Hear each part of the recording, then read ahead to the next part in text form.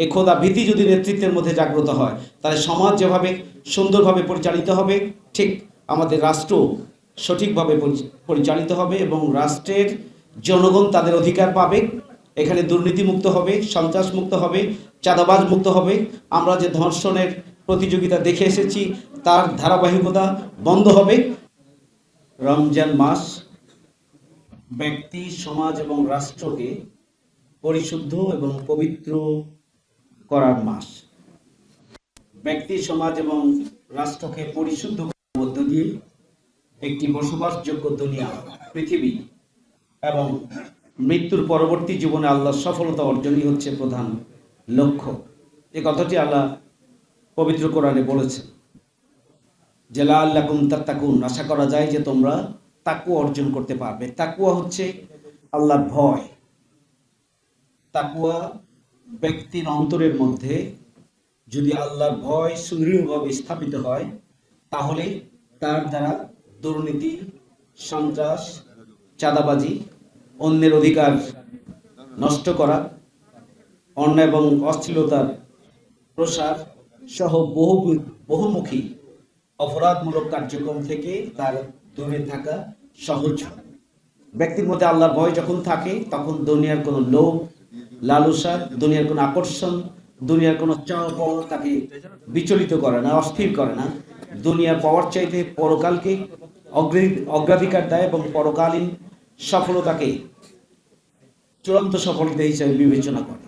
এই জন্য তাকওয়া অর্জনের মধ্য দিয়েই মূলত ব্যক্তি, সমাজ এবং রাষ্ট্রের পরিশুদ্ধি সম্ভব এবং এর মধ্য দিয়ে দুনিয়ায় আমরা একটি বসবাসযোগ্য নিরাপদ পৃথিবী আমরা প্রতিষ্ঠা করতে পারি এবং নিরাপদ বাংলাদেশ আমরা প্রতিষ্ঠা করতে পারি।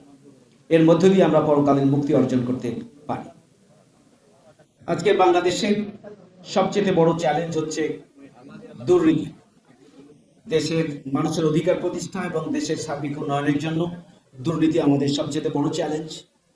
আমাদের চ্যালেঞ্জ সন্ত্রাস তথা রাজনৈতিক স্থিতিশীলতার অভাব।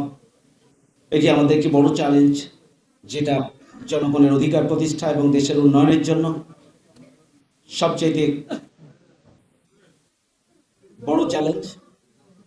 এই দুর্নীতি এবং সন্ত্রাস মুক্ত একটি বাংলাদেশ যদি প্রতিষ্ঠিত করতে হয়, তাহলে খোদাভীরু নেতৃত্ব প্রতিষ্ঠা করতে হবে। এর কোনো বিকল্প নেই। আমরা যদি সমাজের সকল স্তরে যারা নেতৃত্ব দিচ্ছেন, যারা সমাজ পরিচালনা করছেন, যারা পরিবার পরিচালনা করছেন, যারা রাষ্ট্র পরিচালনা করছেন এবং যারা করবেন, যারা জনগণের নেতৃত্ব দেবেন, তারা যদি সৎ এবং দেশপ্রেমিক হন, খোদাভীরু হন, তাহলেই তাদের মাধ্যমে সুখী, সমৃদ্ধশালী, বসবাসযোগ্য, নিরাপদ বাংলাদেশ প্রতিষ্ঠা করা সম্ভব।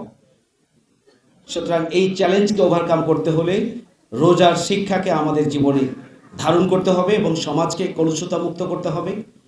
ব্যক্তি যদি কলুষমুক্ত হন, ব্যক্তি যদি অন্যের অধিকারের ব্যাপারে সচেতন হন, তাহলে সেই ধরনের একটি সমাজ গড়ে উঠবে।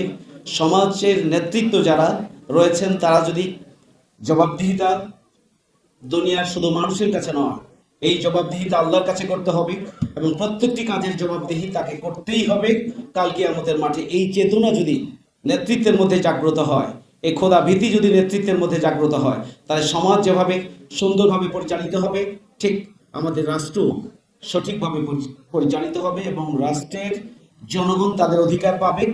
এখানে দুর্নীতি মুক্ত হবে, সন্ত্রাস মুক্ত হবে, চাঁদাবাজ মুক্ত হবে।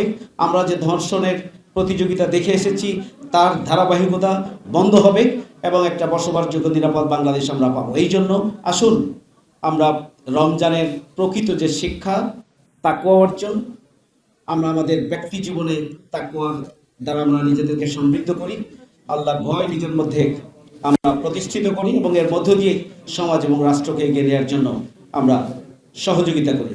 আল্লাহ হাফেজ। বাংলাদেশ জিন্দাবাদ। বাংলাদেশ রয়্যাল কাউন্সিল জিন্দাবাদ। আসসালামু আলাইকুম।